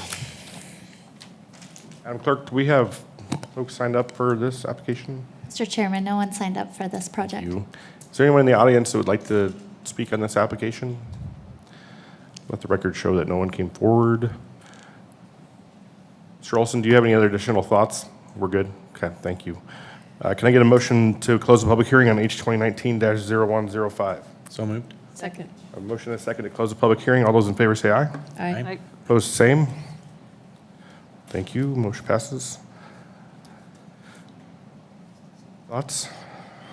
Mr. Chair, Commissioner McCarville, I like just for the record, I like their second option better. I do think. one on the bottom. Yeah, all that stuff. We on the vote, top 'cause I agree. Is just places for the birds. I totally agree. we had that conversation I can earlier just picture today. the pigeons sitting up there. Yeah, I think that would be a mess. And the one on the bottom just does give a little more homey feel to what is just a lot of concrete on that side of the street. I realize it's beautiful open park on the east side, but, so I think it's in concert with everything else that's going on back there. And it's nice to have less units proposed. I'll say, yeah. Mr. Chair. Commissioner Holland. I would echo the same comments that I like the photo better on the bottom right than I do the one on the top left, because I think it's got good architectural elements to it. It shows, I like the diverse colors, I like the diverse styling of it, but it looks a little more homey, and I would agree, we don't need birds' nests above people's front doors, so. I would completely agree. I like the brownstone feel. I think you guys did a great job. The undulation in the building, and we really appreciate the applicant working with staff as close as they do. Breaking that building face up on the back side of the buildings, on the south side, I think that was great input from staff, and we appreciate Mr. Olson working with him, because I think that breaks that building face up and gives them a little bit of that green space at Park to live to. But I agree that the brownstone look is definitely better than the pigeon nest thing area. Mr. Chair. Commissioner Seal. Yeah, generally speaking, if somebody wants to reduce, I'm all over that. That's something I'd always like to see. That said, this area is made for, and has a lot of high residential in it. So to see it reduced in an area that's made for it is a little bit concerning, but I understand what the applicant was going for here as far as making something at the end of this that's going to be a little bit higher end for the people that want to pay a little bit more to live, have a little bit more space that's provided. I am concerned about removing the parking pads, just because I think that might end up causing some issues in that area as far as where people are going to park. It'd be really, really nice if we lived in a society where people didn't put $1,000 worth of stuff in their garages and park $20,000 worth of cars outside of it, but it's not that way sometimes. So I just see that that might cause some problems in the future. So, I mean, with the suggestions the applicant made of maybe reducing the pad size and still trying to squeeze that green space in there, is that something that staff would be willing to work with, or does that look like something that would be a realistic concept in order to still provide that pad space? Bill, do you have any thoughts? Yeah, Chairman and Commissioners, the way the condition's written currently is he needs to get 5 more feet to the drive aisle, which is only 20 in that area, so we need 25 there. So that's already cutting to that pad to 14 feet. And then you pull the building back to make sure there's clearance for, I almost like the little green strip in front of the sidewalk to have a parkway, so you give that much separation from the drive aisle to the sidewalk. That gives pedestrians comfort as they walk into the site. So I'm envisioning no more than a 5-foot pad, parking pad behind those units by the time this thing's redesigned by staff in working with the applicant. So there's no wiggle room in code to have a reduced parking pad. It's 9 by 19. So that's why my recommendation to you and the condition, the way it's worded, it's remove the pad. We won't accept anything more than a 5-foot parking pad there, so we don't have people parking behind the units and blocking the drive aisle for fire department. That's the intent behind that. That's why it's all or nothing is kind of how I see it working at this point. We have to be able to have pedestrians walk. Now with Trader Joe's in there, it's going to have a lot of synergy there. I was there this weekend, or past weekend. It was packed. And I drove through the existing Verasso projects, and the roads are narrow, and there's a lot of concrete, and it feels like you're driving through an alley. So I think we should learn from our past mistakes, move this one forward, have him shift that building back, that pedestrian scale element, create that safe passageways for those residents that are going to walk to Trader Joe's, and lose some parking on this site. Yes, those might be harder to rent in the future, but there's still a 2-car garage, and that's an amenity when you either buy or rent apartment space. It's my professional opinion on that. Is there parking on the Tecate Lane? No, no, it's a private street, not allowed to have parking on it. If it was the whole project, I'd be more concerned. I think there are people who don't have as much, so I think the market will drive which unit they purchase or rent or whatever it's going to be. So I think if it was the whole project, I would be more of concern than but I think what Bill's going for is right. If you don't eliminate them completely, you got people trying to park halfway over, and you got a fire truck that has to drive through, it's going to be a real problem. So I'd rather go that direction of eliminating them and giving that drive aisle up front a additional green space. Mr. Chair, Commissioner McCarville. I would agree. When I frequent the retail that's in front there, I use it, and I see a lot of people cutting through back there to get to records instead of going out and having to do the UE on Eagle. And so I think the more we can make that the obvious place to go instead of people cutting through all those little driveways, I think that's a better situation. So I would be in favor of removing the pads from that. That's already in the staff report, correct, Bill? Thank you. Commissioner Holland, do you have any thoughts? No, I think I'm in agreement with what staff would recommend there. Well, without additional thoughts or comments, I entertain a motion. Mr. Chair? Commissioner Seal. After considering all staff, applicant, and public testimony, I move to approve file number H2019-0105 as presented in the staff report for the hearing date of October 24th, 2019. Second. I have a motion and a second. All those in favor say aye. Aye. Opposed, same. Motion passes. Congratulations, thank you. Okay. So we'll move on to open the public hearing on item 4E, Goddard Creek Townhomes, file number H2019-0068. And Bill, start with the staff report, sir. Yep. Mr. Chairman, Commission, before I start the presentation, I wanted to just share with you, I had a chance to look at some of the public testimony before I came in. As we all know, tonight is parent-teacher conference night, and we had a couple residents say they can't attend because of that happening. So they've asked for the commission to continue this particular item so that they will have a time, could come and testify and present at, during the public hearing of this project. I bring that up to your attention to see if you're amenable to that request. If not, I'm certainly prepared to go forward this evening. I'll leave it in, just wanted to share that with you as we get moving forward into this project. What is the will of the commission before we get started? Because I don't want to walk into this and have to redo it over again. Is there comments? Mr. Chair, Commissioner Seal. reading through the public testimony, there's a lot of negative comments on essentially this, and there were a lot of people that did put in there that they wouldn't be able to make it. If I were in that position, I would definitely want my voice to be heard out loud, not necessarily in the form of an email or something along those lines. So I would be okay with a continuance. Mr. Chair? Commissioner Holland. I would agree, I'd be open to a continuance, but I don't know if we want to, there's some folks who've stuck it out with us for a couple hours. I don't know if we would want to hear perhaps the staff report and then open it up for some of the testimony here and then continue it and for additional testimony. I think that was where I was leaning as well. Commissioner McCarville. I would agree with Commissioner Holland. And this is another piece of property that those of That us we've who've been seen around for a numerous while, times. we've heard and heard and heard. And so I feel, I mean, I think I know what the will is of that neighborhood. But yeah, let's get through as much as we can, but I certainly want everybody to feel that they've been heard. Yep.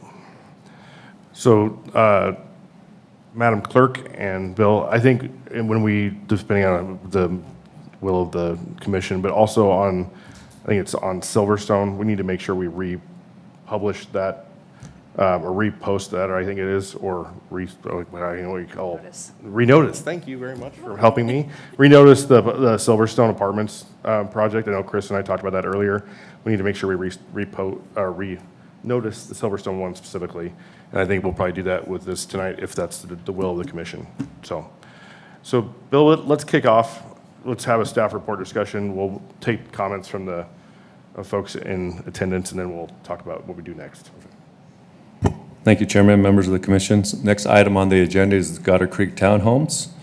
Applications before you is a rezone, preliminary plat, development agreement modification, and the director has approved the private street application and the alternative compliance application. The site consists of 4.62 acres of land currently zoned R4 in the city. It's located on the northwest corner of West McMillan Road or North Goddard Creek Way. Adjacent land uses, to the north, we have the Selway Apartments zoned R4. To the west, we have a storage facility that's currently under construction. That was approved with the previous application for this portion of this site in 2017. McMillan Road on the south, and then East Goddard Creek is on the east boundary. So this particular lot does not have access to Goddard Creek, direct access to Goddard Creek. There's actually a platted common lot that touches the eastern boundary of this particular property. So the applicant is here this evening to discuss, the history on this site. I think we're all aware of it. So in 2002, this project came through as part of the Loxos Falls development. The PUD granted office uses on this site, even though you see R4 zoning on it. So that's been some of the confusion around the public comments on this particular property. Everyone remembers the PUD, but it has residential zoning on it, and sometimes neighbors and applicants, or not applicants, but residents get confused as to what can actually occur on the property. But I can assure you right now, office uses are allowed to develop on that property if the DA mod is not approved. And then in 2017, the comp plan amendment came through that included the self-storage component and a multifamily component. As that project went through the public hearing process, the applicant was asked by this body to reduce their unit count because they didn't like the density on the site or the amount of open space that was provided for that particular project. So the applicant modified their plan, went from 82 units down to 76 units, trying to gain favorable approval from you.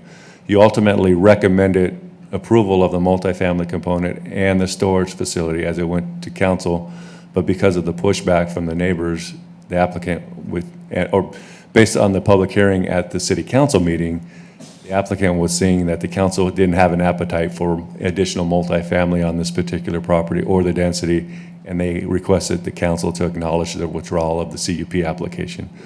So that Goddard project, the self-storage and the comp plan amendment and the rezone to the CC zoning district occurred with that piece, and this particular property remained the R4 subject to the PUD and the development agreement, which allows office uses. So as I mentioned to you, this particular property is mixed-use community. And so again, with that land use type, we envision 3 specific land use within the area. Noted that this has been broken down into the last 4-acre piece. A viability of having 3 different land use types on this property isn't going to work. So what we do typically, if that occurs, we look at the adjacent properties and see what's happening in the area, and then trying to make that nexus of whether or not we have adequate commercial and residential and office uses in the area. And just to the west of this site, there's vacant commercial and office uses along with the storage component, along with the multifamily and the single family and the school in the area. So certainly we can find a nexus that this is consistent with that mixed use community land use designation, and an R15 zoning is appropriate, is one of those preferred zoning requests for this property as well. So the applicant is asking for a rezone from the R4 zoning district to the R15 zoning district. And the DA modification is to remove this property from the Loxaw Falls DA, have it rezoned to R15 so they can develop the plan that's before you this evening.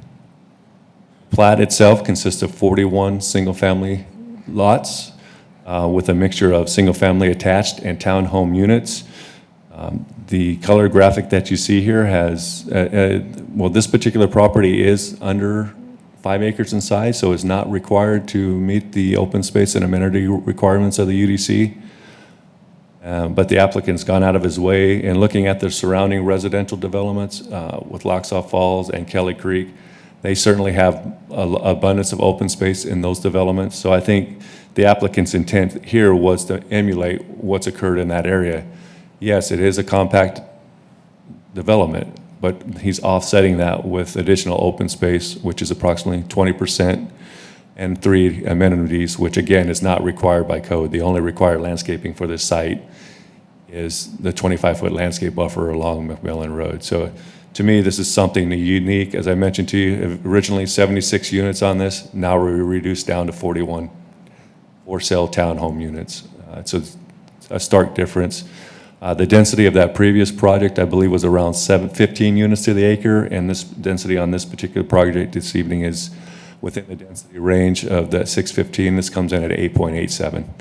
So we're just slightly above the minimum desired in this land use designation. So if you had a chance to read through my staff report, staff had recommended some changes to the site plan and plat that you see this evening, and I'll point this out quickly for you. So you can see here the applicant, and I appreciate the applicant's symmetry on the design of the plat, but we think currently there's a water and sewer stub that is stubbed right in this location of the property, which would cause the applicant to jog it over at a 45 degrees angle and then bring it in through the site. So in looking at the design and working with our Public Works Department, we felt it may be prudent to actually shift the common lot over to the east. So take these units, which are labeled 19 and 20, and attach those here and have a 4-unit townhome here and shift the open space over and connect it into the dog park. That way you can facilitate efficient expansion of city utilities. You consolidate open space a little bit better. And then because the applicant's over 30 units, fire department's going to want an emergency access.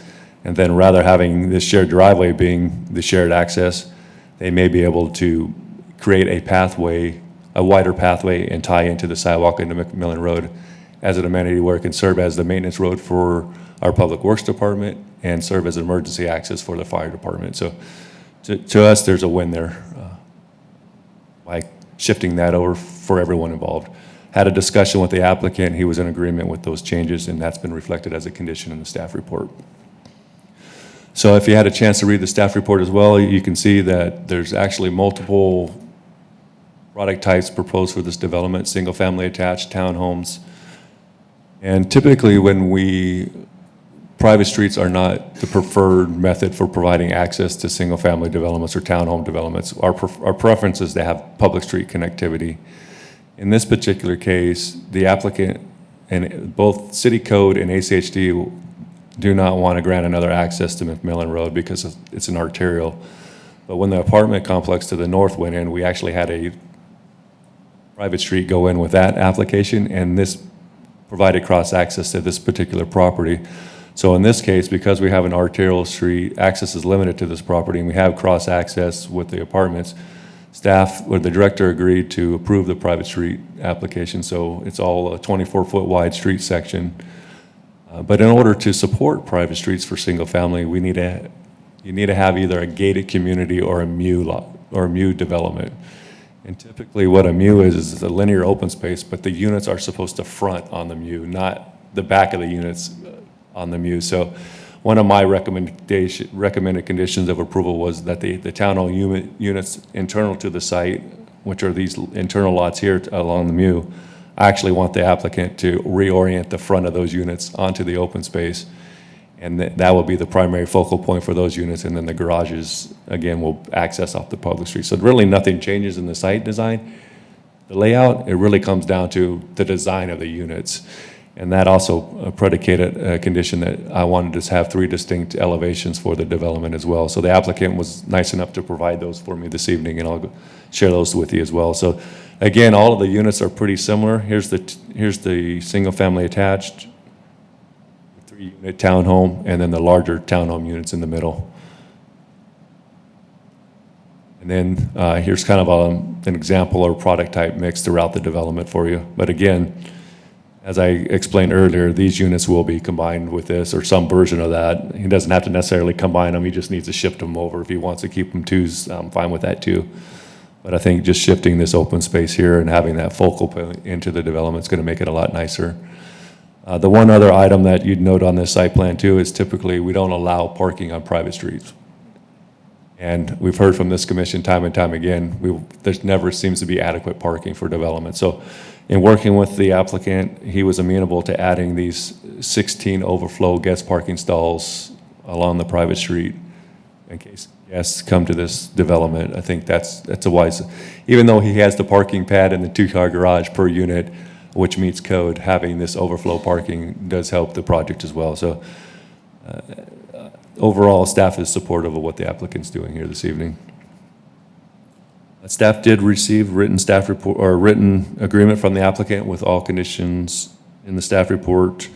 And then if you had a chance to read the public testimony, there were 9 applicants that testified, again, concerns with traffic, density, and parking within the surrounding area. Staff is recommending approval of conditions in the staff report, and I'll stand for any questions you may have. Any questions for staff? Thanks, Bill. Would the applicant like to come forward? Please state your name and your address for the record, please, sir.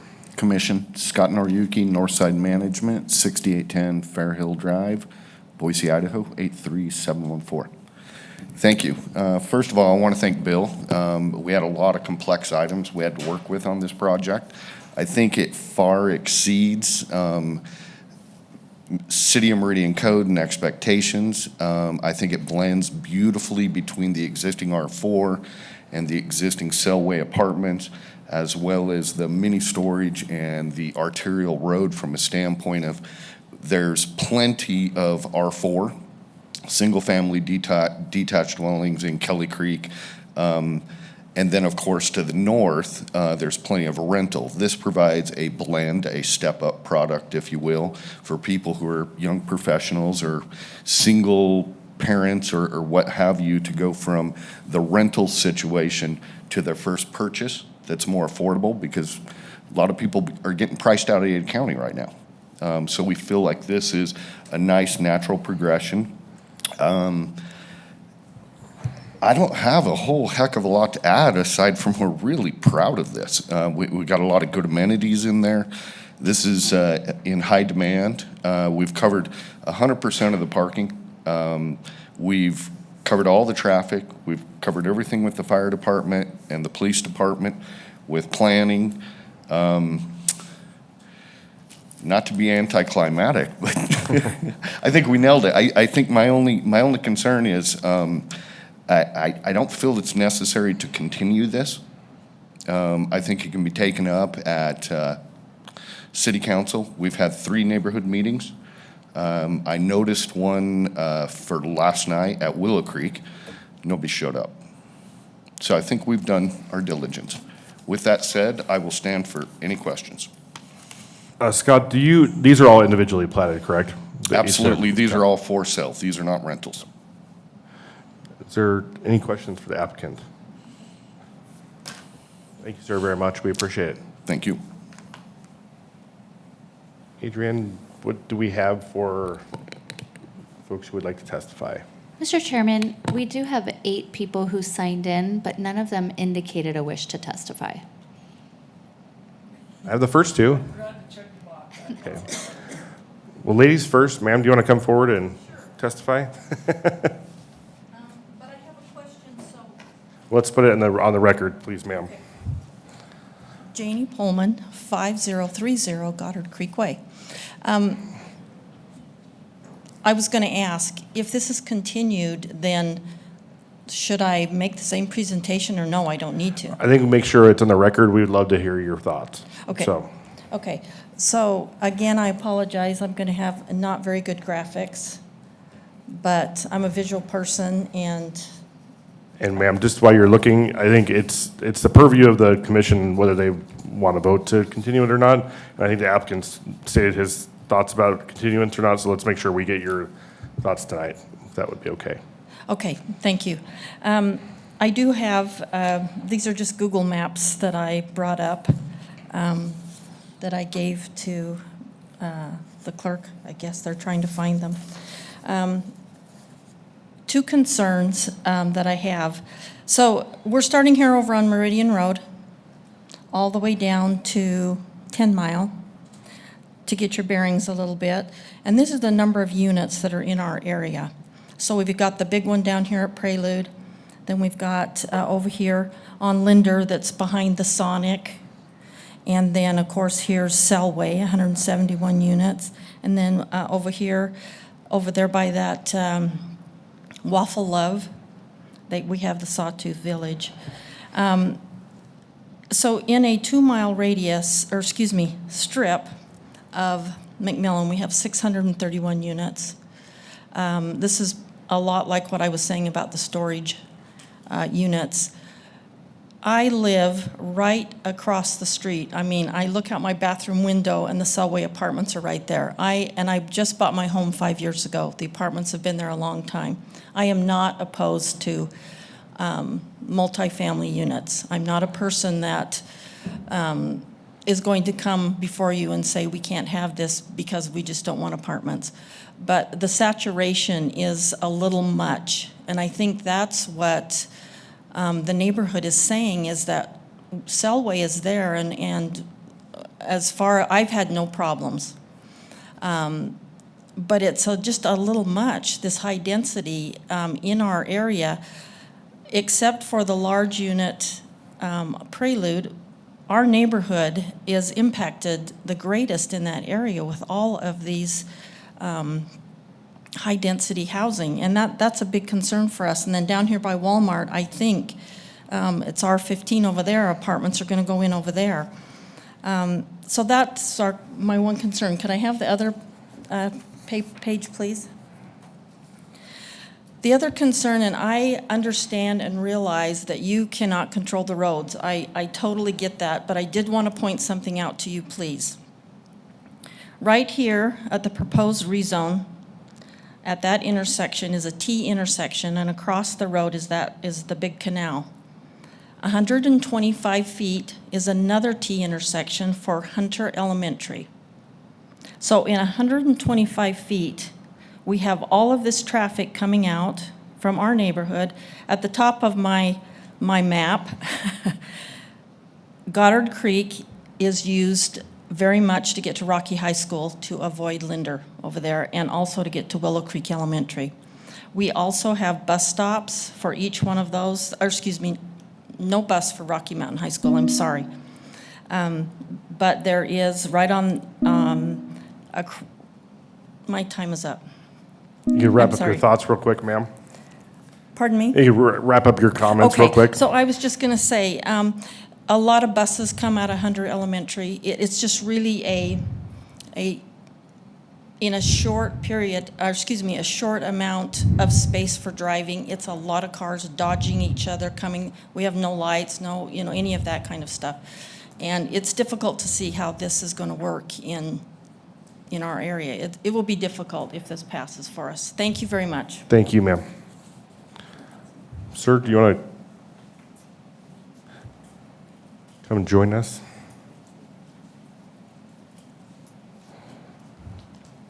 Good evening, Dan Fisher, 2382 West Apgar Creek Drive.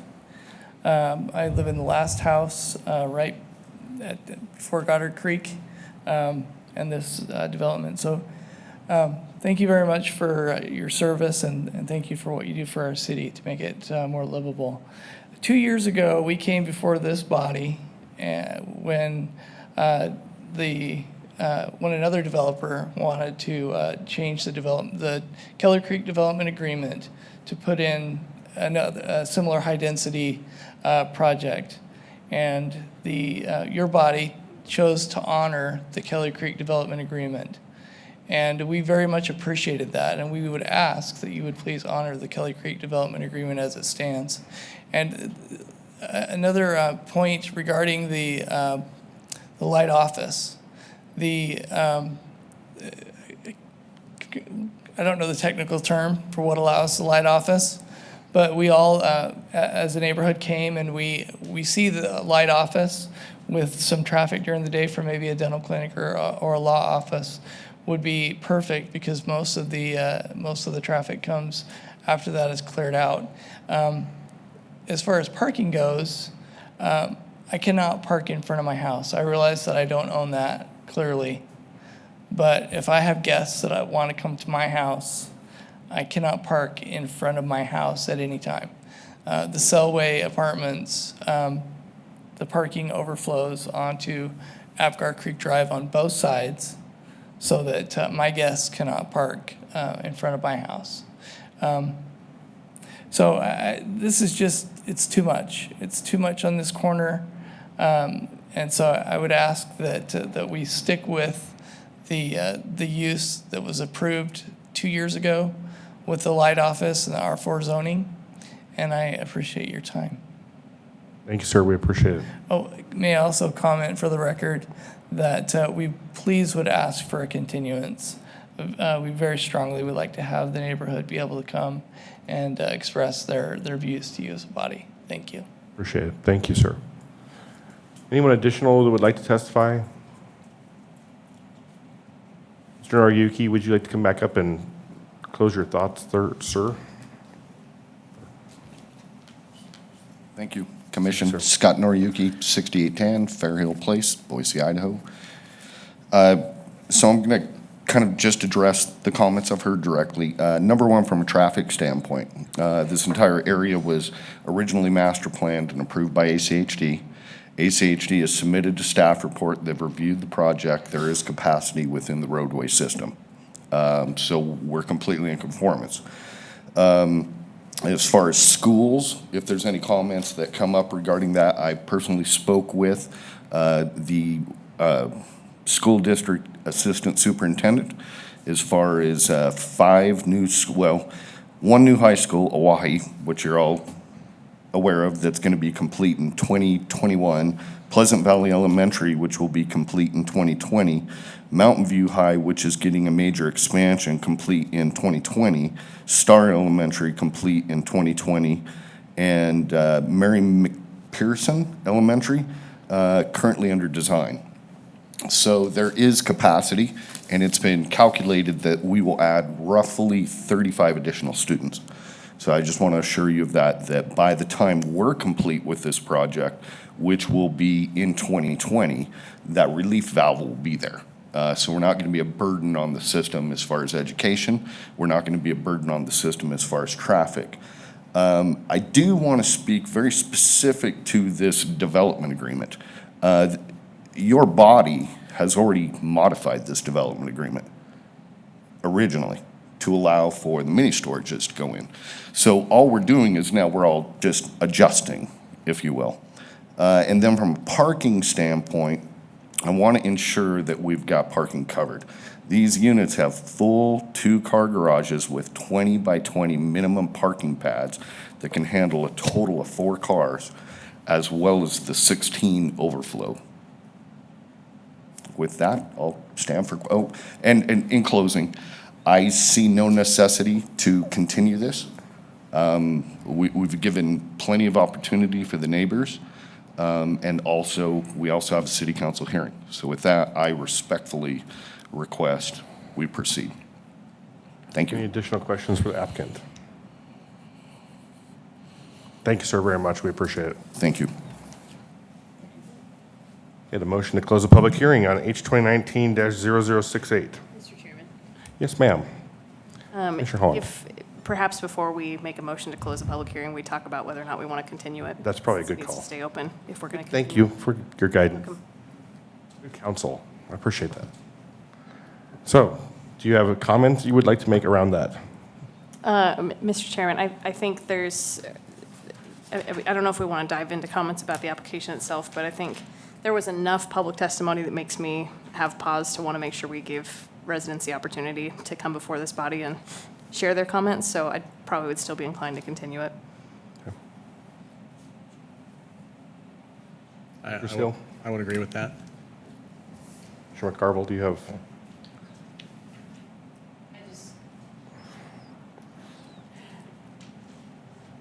Am I seeing this right? I mean, we have 12.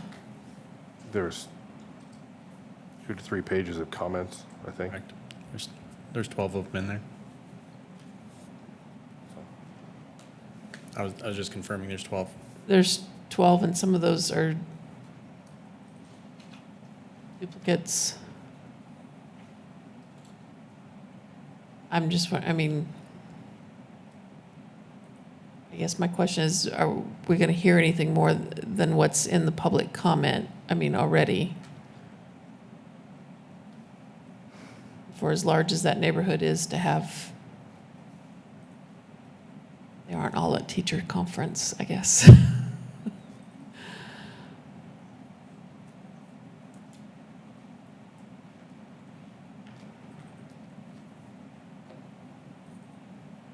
I mean, I'm willing to go forward with the majority of the panel here, but I'm looking at 7 people.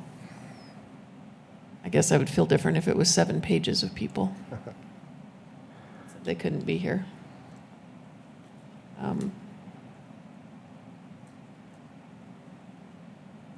I tend to trust our staff in regards to comments they've received, and I think Bill wouldn't have brought it to our attention if he didn't think it was an issue we probably needed to take into account. So the applicant, I appreciate where he's going. They have another opportunity to go to council and have the conversation, but we're supposed to help that process before it gets to council. So I think we need to have all the information in front of us to make a good decision. So I don't have a problem continuing this a little bit longer, just to make sure we get public comment. That's fine. I would agree, and I mean, to add to that, I think a continuance to allow for more public comment, if we get, again, if we only get the folks that have written comment in here, that might change my mind as far as, what I'm thinking on this project already. So I just want to make sure that we see what the actual public comment is, and allow those people to come in. Mr. Chair, Commissioner McCarville. For this piece of property, with as many times as it's been in front of us and as many voices as we've heard, I think one more shot is just fine. That's kind of where I'm going to. Mr. Chair, before we make a motion to do anything else here, is there any comments of anything we want the applicant to address before it comes back before us again? I would say it'd be nice to see the change that staff recommended about the allocation of green space kind of shifted to the right, just so the map is, the rendering is up to date, but I don't know if there's anything else we want to ask them to work on with staff before they come back. Additional thoughts, Commissioner Seal? I mean, in looking at the agency comments, I mean, I'm looking at the West Ada School District, and I mean, every school that they list on there is over capacity at this point. I understand they're opening other schools, but if I lived in this area, the last thing I want is for my kid to be bused somewhere else, and seems like that's what's being offered as a solution to that, is that the capacity will be there, but we're going to have to bus some kids out.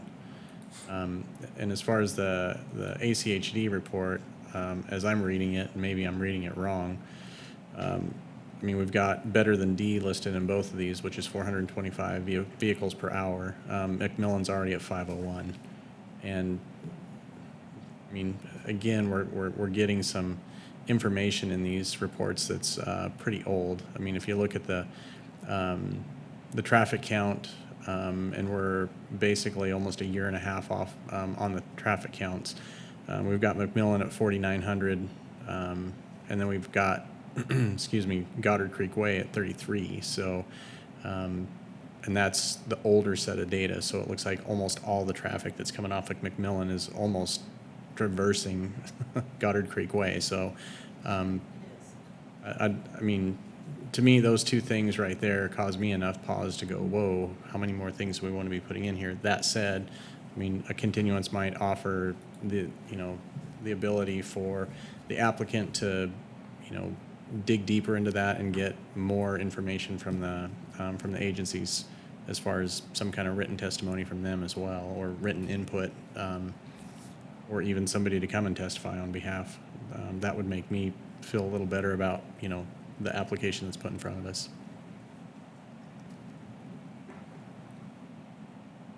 Okay. Additional thoughts? I mean, we can get into the merits if we want to. I don't know, sure if it's necessary at this time, depending on where we want to go. Because I've looked at this project, or this property 5 times. I've seen much more dense and more challenging projects for that. And I think than the one we're looking at right now. And diversity of product in the area, I think is, especially on our ownership project, or ownership side, an ownership side, it's refreshing, and there's not a single-family home right up against it, which is another, so there's components of it that I think were well thought out, especially with the green space, because it's not a requirement. And so there are positives, in my opinion, on this project that they've done a good job of working through. So, Mr. Chair, Commissioner McCarville. I would agree, and I do have a question for staff. Did I hear it was, the density was 8.8? So just other than the setbacks, this is pretty darn close to an R8 instead of an R15. That's just Yeah. over. Chairman of the Commission, that's correct. Yeah, the R15 is for the dimensional standards, as you mentioned, for the town. 6 to 15, is that right? 6 to 15 in that, with that land use designation, yes, that's the target densities. Mr. Chair, one more question for staff. Commissioner Holland. On the west side of this property, do we have any knowledge of what would happen with that other blank canvas there? Storage units, right? Yeah. Is that the storage units? That's the Yeah, storage unit, Chair, right. Commissioners, that's the storage unit, and they had to put in a 25-foot landscape buffer Okay. up against this R4 piece, so the applicant's going to have their 12-foot setback plus a 25-foot setback on that boundary. So there'll be adequate separation there as well. Thank you. Additional thoughts? Mr. Chair, I think we've seen lots of different applications on this specific piece of ground over the years, and I would agree that there could definitely be more density that someone else could provide here. So I like that they've kind of taken a thoughtful look at having a product that wouldn't put as much strain, and adding the additional parking always makes us happy as a commission. So I appreciate the green space that they didn't need to meet code to add in there, but that they were thoughtful in adding a dog park and some extra open space. I don't know, again, that we're deciding on one thing or another, just throwing out some comments. I think the biggest challenge is traffic for sure, and how do we make sure that that doesn't overload Goddard Creek Road and how it interfaces with. Safety-wise, absolutely. Well, based on our previous comments, I would entertain a motion to continue this if that's where the will of the commission. So if that's where we want to head, does someone want to make that motion, or is there additional thoughts we want to share? Mr. Chair, would, what, do we want to ask what dates are available? Yeah, Bill, can you give us an idea where we're headed on dates so I can make it as less of an impact for Scott if that's where we go? Yeah, Chairman, Commissioners, I appreciate your willingness to continue this out. Certainly, my preference, to be honest with you, is to move it to the next available hearing, which is the 7th. And the reason why is we've gone through the presentation. The neighbors asked for that, so let's give them a week to regroup and come back and see what happens here. I don't think the applicant should have to renotice and repost the site just for a couple weeks continuance.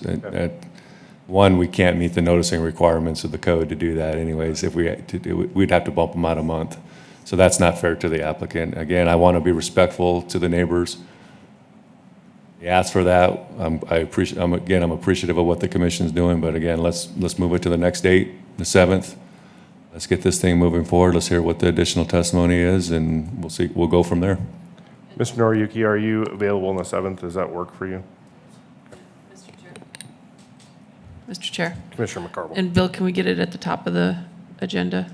Absolutely. If we can make it the first item on the agenda, if you'd like. That'd be great. Mr. Chair, Commissioner, as a note, I Yeah, just clerk. wanted to let you know, even though we wouldn't be renoticing in the newspaper or on postcards, we would have a renotice of continuance on our website. And we can also post it again on Nextdoor as a continuance as well. Thank you very much. I think that's important. I appreciate it. With all that information we have, do I have a motion? Mr. Chair. Commissioner Seal?